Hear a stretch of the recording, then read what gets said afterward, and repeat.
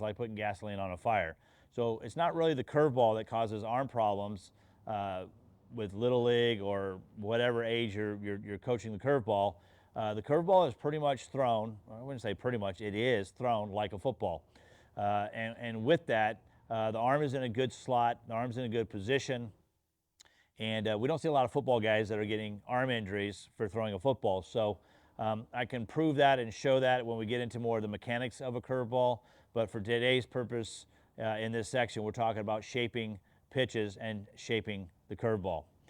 So let's talk a little bit about the curveball. Traditional grip on the curveball is really getting off to the side right here and then getting this seam right here so that I can pull with my fingers here and I can use my thumb on that other seam, and we can really get this kind of motion, because as we come through, when I come through, I'm going to be coming through, my hand's going to be kind of in this direction, and that ball is really going to just kind of flip out of my fingers, to be fair. So we try to do some things that will help with creating that spin.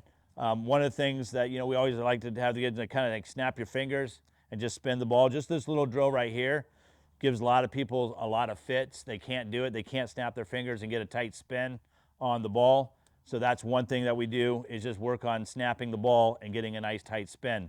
But that is, traditional curveballs right here. There are guys that will throw it from the horseshoe right here. Guys have been known to throw it this is kind of like a Little League curveball through the two seams. But at the end of the day, regardless of the grips, there is really no rhyme or reason to a grip. Explore lots of different grips.